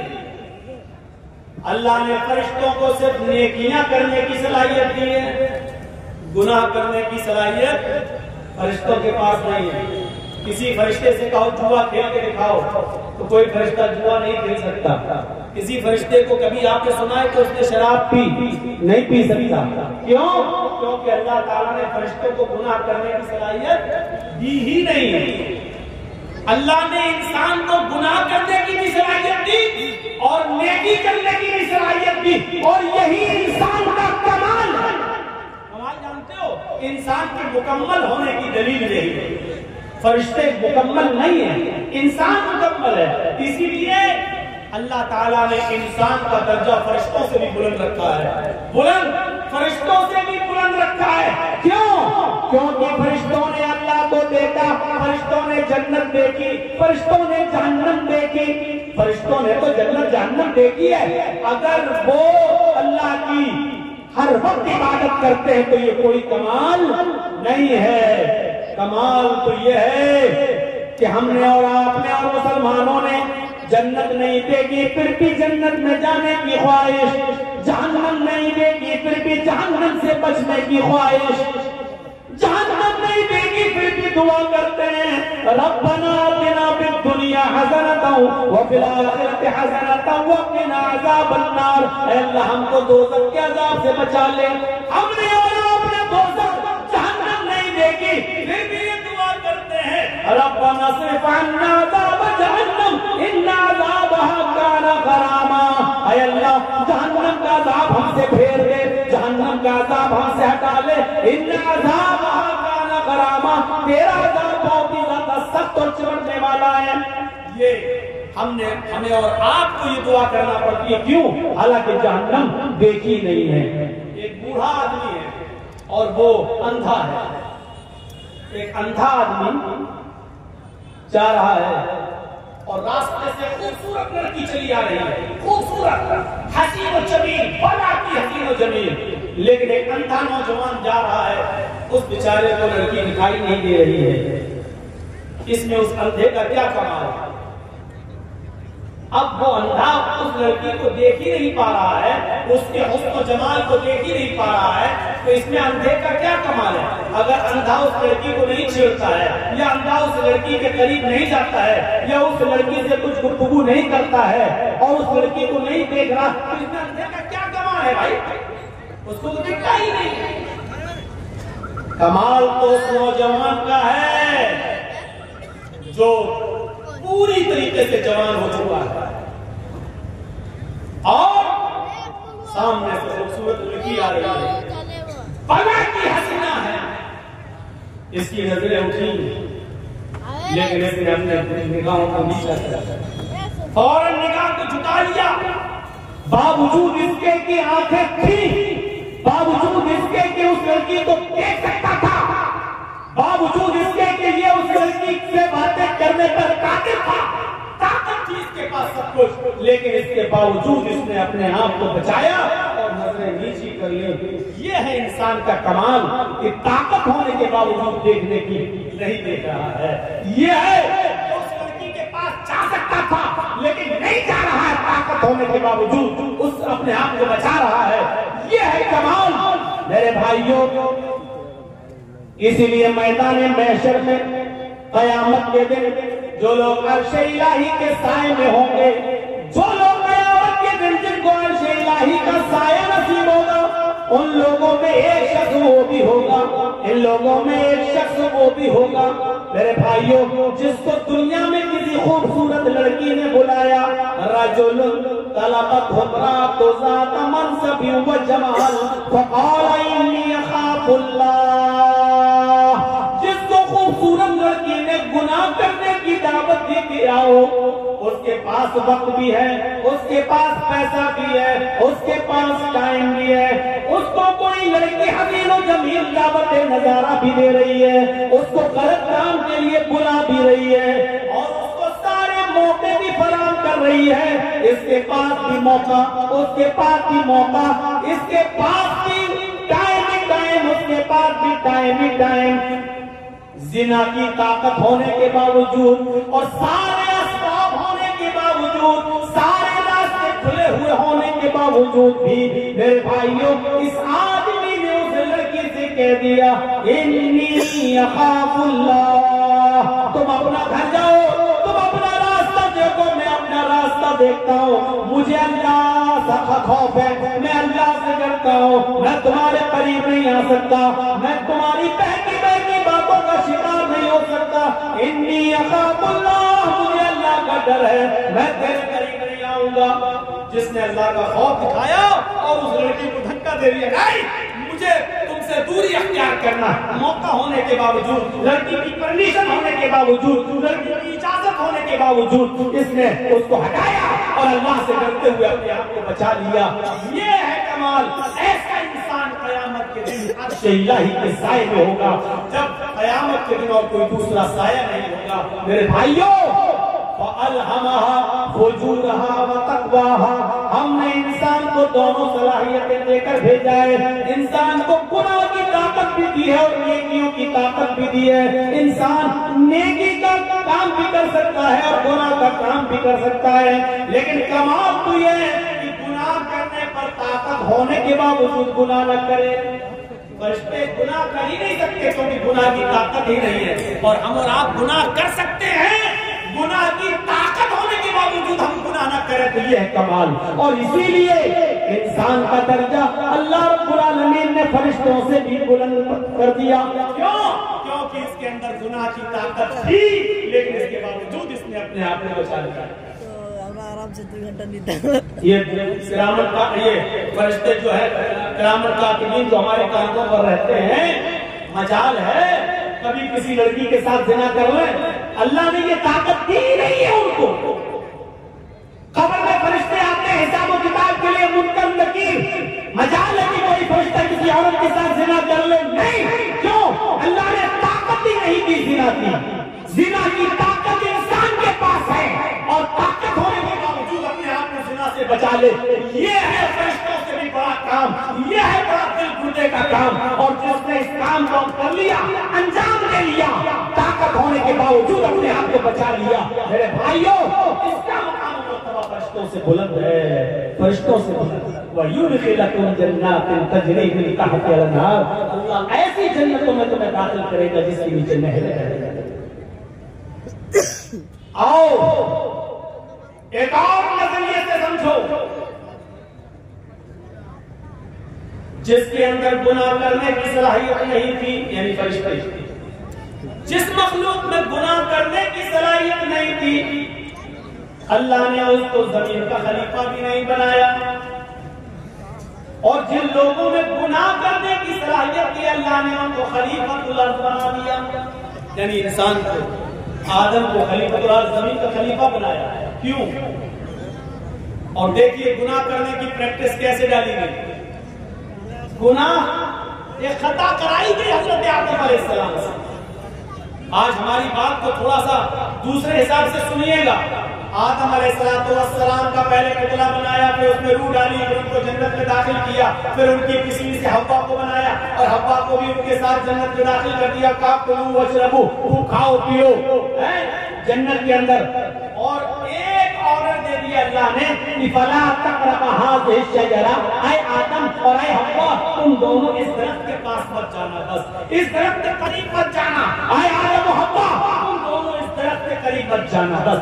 देखिए अल्लाह को तो मालूम ही था कि आदम हव्वा उस दर्द के करीब जाएंगे। अल्लाह ने तो पहला इंतजाम ही कर लिया था, दुनिया रचाना थी, दुनिया बसाना थी, इसलिए अल्लाह के इल्म में पहले ही था। इसलिए अल्लाह रब्बुल आलमीन ने डायरेक्ट आदम से गुनाह नहीं कराया, बल्कि शैतान को भेजा। शैतान ने उन्हें बहकाया और आदम हव्वा दोनों को दरख्त के करीब ले गया। हव्वा के कहने पर दिखा लो, ये तो हमारा हमदर्द है। शैतान नहीं, ये तो हमारा हमदर्द है। और उसके बहकाने में आकर आदम हव्वा दोनों ने वो फल खा लिया। बस यही खता हजरत आदम और हव्वा से हुई नहीं, बल्कि कराई गई। गलती उनसे कराई गई और अल्लाह को पहले मालूम था। जैसे आदम हव्वा दोनों ने उस दरख्त के फल को खाया, जन्नत की लिबास उनके जिस्म से उतर गया। उन्होंने बड़े बड़े पत्तों से, दरख्त के बड़े बड़े पत्तों से, जन्नत के दरख्तों के पत्तों से अपना जिस्म छिपाया। ये इंसान की फितरत है, ये इंसान की फितरत है। आज आप देख सकते हो इलाकों में घूम घूम कर कि कौन किस पोजीशन में रहता है। मेरे भाइयों, आदम की बीवी है हव्वा और मियां बीवी में कोई पर्दा नहीं है, लेकिन इसके बावजूद जब जन्नती लिबास दोनों के जिस्म से उतरा तो उन्होंने जन्नत के दरख्तों के बड़े बड़े पत्तों से अपने सतर को छिपाया, अपने शर्मगाह को, अपने सतर को छिपाया। यानी सतर छिपाना ये इंसान की फितरत में दाखिल है। मेरे प्यारे साथियों, अल्लाह रब्बुल आलमीन ने दोनों को जन्नत से बाहर कर दिया। आदम हव्वा दोनों ने आज मेरी नाफरमानी की है, अब तुम दोनों के लिए जन्नत हराम है, अब तुम दोनों यहाँ से निकलो। अल्लाह चाहता तो इस गलती की बिना पर जहन्नम में डाल सकता था, लेकिन नहीं, चूंकि अल्लाह को दुनिया बसाना थी, अल्लाह को दुनिया रचाना था, अल्लाह को दुनिया में भेजना था, इसलिए आदम और हव्वा दोनों को दुनिया में भेज दिया। जाओ, अब सुनो, गलती तो हुई और गलती भी मखलूक है और मखलूक का खालिक अल्लाह रब्बुल आलमीन है। दुनिया में कोई ऐसी बीमारी पैदा ही नहीं हुई कि अल्लाह ने बीमारी पैदा की हो और उसका इलाज तक उतारा हो। कोई बीमारी दुनिया में ऐसी है ही नहीं जिसका इलाज ना उतारा हो, इल्लल मौत, मौत के अलावा। अब आप कहो मौलाना क्या बात करते हो, कैंसर का कोई इलाज नहीं है। इंसान की अक्ल अभी वहां तक नहीं पहुंची है। कल तक टीबी का इलाज नहीं था, लेकिन आज टीबी का इलाज आ गया कि नहीं आ गया? कल तक बहुत सी बीमारियों का इलाज नहीं था, लेकिन आज पॉसिबल हो गया है। हो सकता है कल इंसान का इल्म उसको कैंसर की खोज में भी कामयाब कर दे और कैंसर का इलाज भी इंसान ढूंढ ले। सिर्फ मौत के हर चीज और हर बीमारी का इलाज अल्लाह ने उतारा है। तो मेरे भाइयों, अगर अल्लाह ने बीमारी उतारी तो अल्लाह ने उसका इलाज भी उतारा है। इसी तरीके से अगर अल्लाह ने खता और गलती को पैदा किया है, अल्लाह ने गुनाह को अगर पैदा किया है, तो गुनाह का इलाज भी तौबा और इस्तिग़फ़ार की शक्ल में बताया है। अगर बीमारी है तो उसका इलाज भी है, अगर गुनाह पैदा किया है तो गुनाह का तिर्याक और गुनाह का इलाज भी बताया है, और वो क्या है? तौबा और इस्तिग़फ़ार। इसलिए आदम और हव्वा दोनों को जब जन्नत से भेज दिया गया दुनिया में, तो आदम और हव्वा से जब ये खता हुई तो आदम और हव्वा ने अपनी इस खता का, अपनी इस बीमारी का, अपनी इस गुनाह का और इस गलती का इकरार भी किया और इसका इलाज इस तरीके से किया। रब्बना ज़लमना अनफुसना व इन लम तग़फिर लना व तरहमना लनकूनन्ना मिनल खासिरीन। हज़रत यूनुस अलैहिस्सलाम से अल्लाह ने फरमाया, तुम्हें जाना नहीं है, तुम्हें अपनी बस्ती में रहकर दावत व तबलीग करना है। यूनुस नहीं माने, अल्लाह की मर्जी के बगैर, अल्लाह के हुक्म के बगैर चल दिए। एक खता की, एक गलती की, अल्लाह ने उनको समंदर में, कश्ती में उसे पलटवा दिया, मछली ने उनको निकल लिया। यूनुस अलैहिस्सलाम से खता हुई, यूनुस अलैहिस्सलाम से गलती हुई, अल्लाह का हुक्म नहीं माना। अब इस गलती के इकरार भी कर रहे हैं और इस गलती का इलाज तौबा की शक्ल में, इस्तिग़फ़ार की शक्ल में कर रहे हैं। ला इलाहा इल्ला अंता सुब्हानक इन्नी कुन्तु मिनज़ ज़ालिमीन। अगर गलती है, गुनाह अल्लाह ने पैदा किया है, तो उसका इलाज भी पैदा किया है, और उसका इलाज क्या है? तौबा इस्तिगफार। हजरत आदम से गलती हुई, जन्नत से निकाले गए और दुनिया में आए तो क्या कहा? रब्बना ज़लमना अनफुसना व इन लम तग़फिर लना व तरहमना लनकूनन्ना मिनल खासिरीन। ऐ हमारे परवरदिगार, हम दोनों ने अपने आप पर बहुत बड़ा जुल्म किया है। अगर तूने हमारी मग़फ़िरत न फरमाई और हम पर रहम न फरमाया, ला नकूनन्ना मिनल खासिरीन, तो हम नुकसान उठाने वालों में से हो जाएंगे, हम बहुत ज्यादा नुकसान उठाने वालों में से हो जाएंगे। और इसी वजह से देखिए, आप देखिए कैसा जवाब, तुर्की व तुर्की जवाब। इधर अल्लाह रब्बुल आलमीन शैतान को भी भगा रहा है, रामदेव दरगाह कर रहा है। अरे शैतान, अरे इब्लीस, हमने कहा था आदम को सजदा कर, फसजदू इल्ला इब्लीस, सारे फरिश्तों ने आदम को सजदा किया सिवाय इब्लीस के। अब इनकार कर दिया, वस्तकबरा व तकब्बुर में आ गया। अरे इब्लीस, हमारी नाफरमानी करने के बस तुझे भी निकाला जा रहा है, रामदेव दरगाह किया जा रहा है। तो जानते हो इब्लीस ने क्या कहा था? जानते हो शैतान ने क्या कहा था? जब शैतान को निकाला गया, अल्लाह ने रामदेव दरगाह किया, तो शैतान ने चैलेंज देते हुए कहा था अल्लाह से, क्या अल्लाह इलाहुल आलमीन, हमने आदम को सजदा नहीं किया, तुझे तो सजदा करता था, तेरी इबादत तो करता था, मैंने आदम को सजदा नहीं किया, वो मिट्टी से पैदा है, मैं आग से, मैं अपने से कमतर मखलूक के सामने नहीं झुका। अरे मैंने आदम को सजदा नहीं किया तो तू मुझे निकाल रहा है, जबकि मैं तुझे सजदा करता था। रूए ज़मीन पर, पूरी कायनात पर 4 उंगली के बराबर भी कोई जगह ऐसी खाली नहीं जहाँ शैतान ने अल्लाह को सजदा न किया हो। इतना सजदा करता था वो अल्लाह को, इतनी इबादत करता था अल्लाह की, लेकिन एक बात नहीं मानी, आदम को सजदा नहीं किया उसने। अरे हम तो कितनी नाफरमानी करते हैं अल्लाह की, और इतनी इबादतें भी नहीं हमारी। हम अपना अंजाम सोचें, अपने बारे में जरा गौर करें। शैतान ने तो चप्पे चप्पे पर सजदा किया था, 4 उंगली के बराबर की कोई जगह ऐसी नहीं जहाँ शैतान ने सजदा न किया हो, हर जगह सजदा। लेकिन अल्लाह ने कहा आदम को सजदा करो, नहीं मानी उसकी बात। नहीं अल्लाह, मैं मिट्टी से, आग से, वो मिट्टी से, आग मिट्टी के सामने झुकी थी। अल्लाह ने कहा निकलो, और जब निकाला गया तो क्या कहा उसने चैलेंज देते हुए, कसम है मुझे अपने तकब्बुर की, आए अल्लाह इलाहुल आलमीन, आदम की वजह से तू मुझे निकाल रहा है ना, आदम की वजह से तू मुझे निकाल रहा है ना, मैं आखिरी सांस तक तेरे बंदे आदम और आदम की औलाद से गुनाह के काम कराता रहूंगा, दुनिया में भी मैं उनसे गुनाह के काम कराता रहूंगा। हम तेरे बंदे आदम से और आदम की औलाद से आखिरी सांस तक उनसे गलत काम कराता रहूंगा, और उनको गुनाहों की दलदल में डालकर आखिरी सांस तक उनसे गुनाह के काम कराकर, उनको आखिरी दम तक उनसे गुनाह कराता रहूंगा, और उसी गुनाह पर उनको वो मौत आएगी, और अपने साथ लेकर हम उनको जहन्नम में जाएंगे। आए अल्लाह, कसम है मुझे अपने तकब्बुर की कि मैं तेरे बंदे आदम और आदम की औलाद से आखिरी सांस तक गुनाह कराता रहूंगा, और उनको क़यामत के दिन अपने साथ जहन्नम में ले जाऊंगा। तो उधर अल्लाह ने उसके चैलेंज को कबूल करते हुए तुर्की व तुर्की जवाब दिया, भाई प्लीज जा, तू मेरे बंदे को आखिरी वक्त तक बहका, जा तू आदम की औलाद से आखिरी वक्त तक गुनाह के काम करा, जा, मैं तुझे इजाजत देता हूँ, आखिरी वक्त तक तू मेरे बंदों को बहकाता रहे और उनसे गुनाह के काम कराता रहे, और तू उनको अपने साथ जहन्नम में ले जाता रहे। जहाँ मुझे तेरा ये चैलेंज कबूल है, लेकिन कसम है मुझे भी अपने इज्जत और जलाल की, मैं भी अपने बंदे के आखिरी वक्त की तौबा को कबूल करता रहूंगा, मैं अपने बंदे के आखिरी वक्त के गुनाह को माफ कर दूंगा, अगर उसने सच्ची और खालिस तौबा की, यानी तौबतन नसूहा, अगर मेरे बंदे ने खालिस और सच्ची तौबा की, तो मैं अपने बंदे की उस तौबा को कबूल करके और आखिरी वक्त के गुनाह को माफ करके अपने बंदों को जन्नत में दाखिल करता रहूंगा।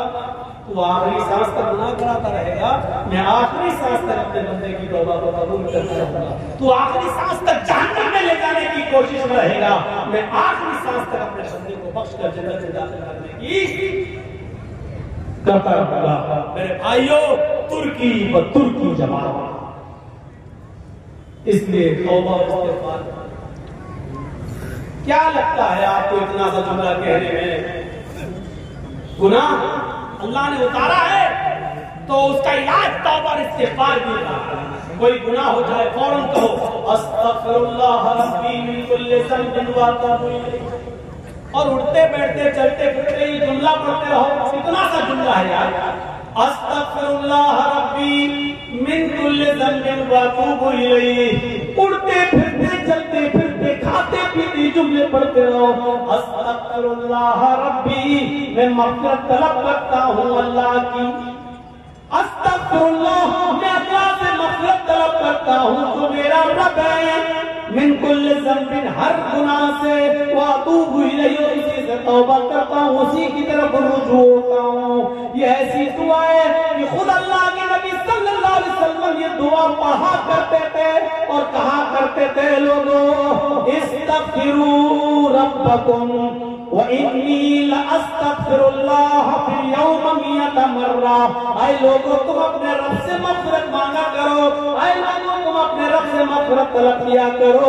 इन्नी लअस्तग़फिरुल्लाह फिल यौम मियता मर्रा। मुहम्मद रसूलुल्लाह का ही मेरा हाल ये है कि मैं एक दिन में 24 घंटे में सुबह और शाम में 100 से ज्यादा बार अल्लाह से मग़फ़िरत तलब करता हूँ, अल्लाह से इस्तिग़फ़ार करता हूँ। मेरा हाल ये है कि मैं 100 से ज्यादा बार अल्लाह से मग़फ़िरत तलब करता हूँ। अल्लाह ताला ने अपने नबी मोहम्मद रसूलुल्लाह को हुक्म दिया, वक़ुल रब्बिग़फ़िर वरहम व अंत खैरुर राहिमीन। वक़ुल रब्बिग़फ़िर, आए मोहम्मद सल्लल्लाहु अलैहि वसल्लम कह दो, ये कहते रहो, रब्बिग़फ़िर, अल्लाह मेरी मग़फ़िरत फरमा, वरहम, मेरे ऊपर रहम फरमा, व अंत खैरुर राहिमीन, और तू बहुत ज्यादा रहम करने वाला है। मेरे भाइयों, इन जुमलों को अदा करते रहिए। अल्लाह के नबी भी कहते थे, वही मिला अस्तग़फिरुल्लाह भी फिल यौम मियता मर्रा। अल्लाह के नबी भी कहा करते थे, अस्तग़फिरुल्लाह रब्बी मिन कुल्लि ज़ंबिन व अतूबु इलैह। ये मग़फ़िरत तलब करना बहुत जरूरी है। और जानते हो मग़फ़िरत के फायदे क्या हैं?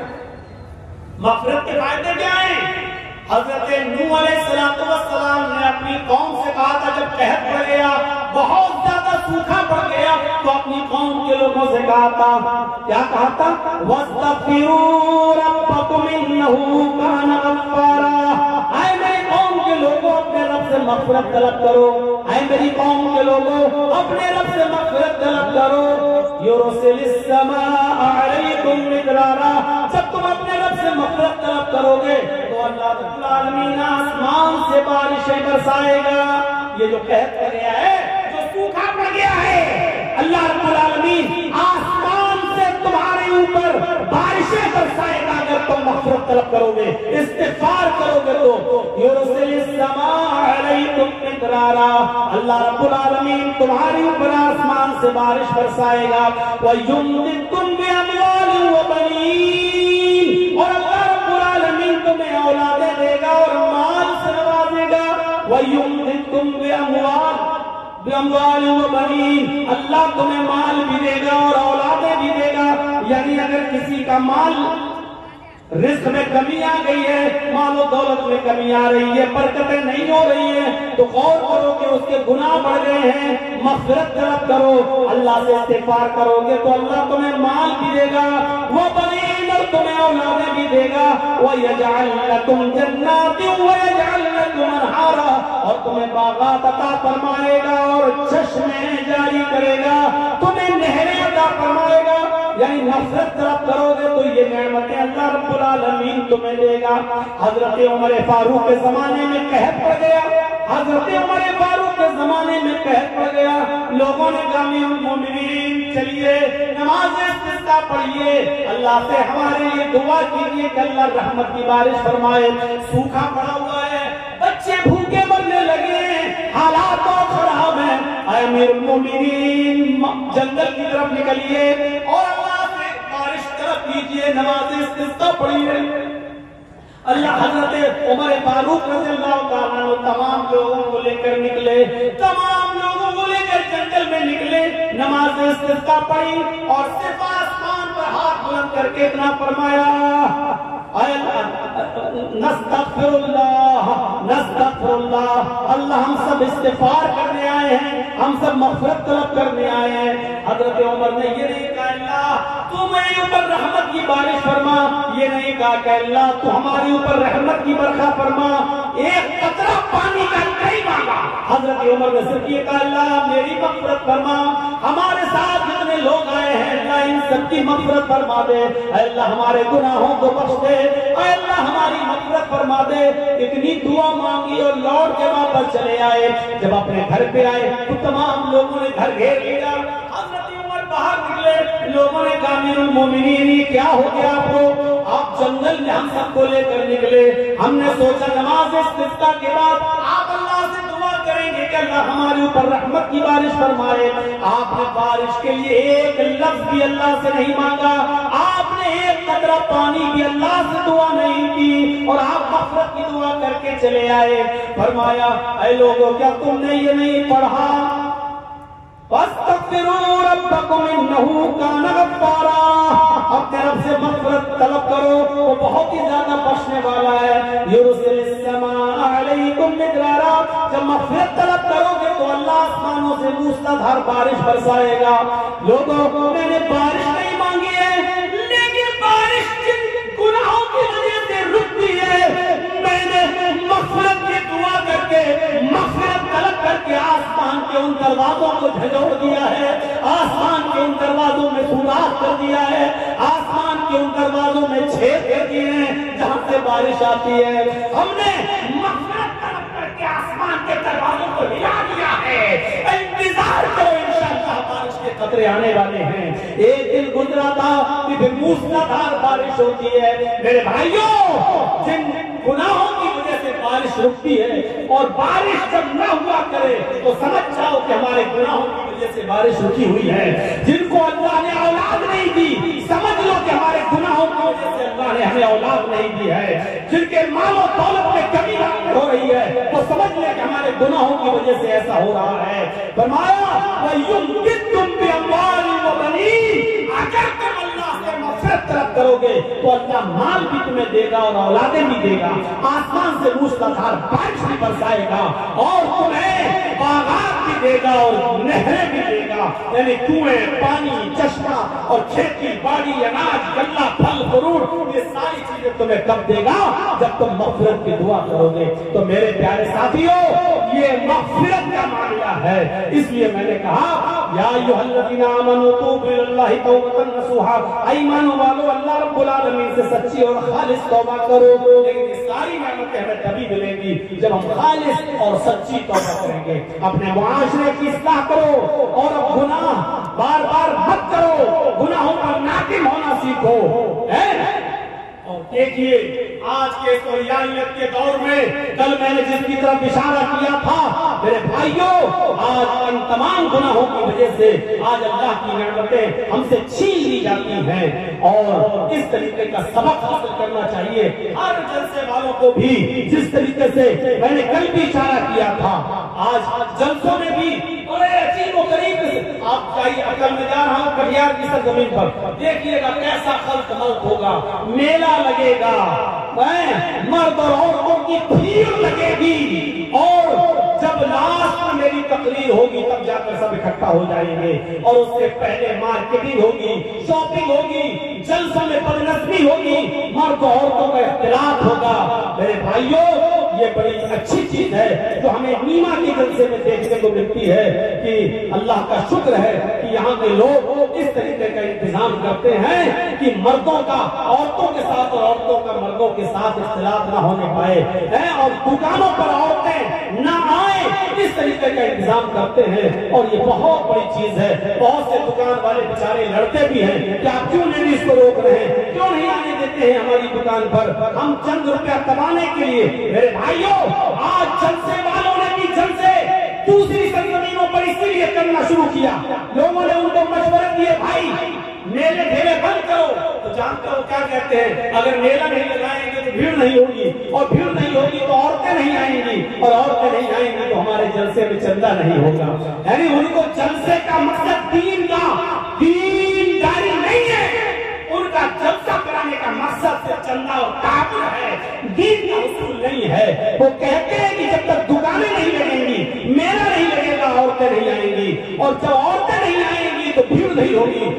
फिर नहीं होगी, वो चंगा नहीं होगा। मेरे भाइयों, जब हमारी सोच ये हो जाए तो ऐसे जलसों से फिर क्या फायदा होगा और क्या हमें मिलेगा और क्या हम सीख कर निकलेंगे। इन्नमल अमालु बिन्नियात।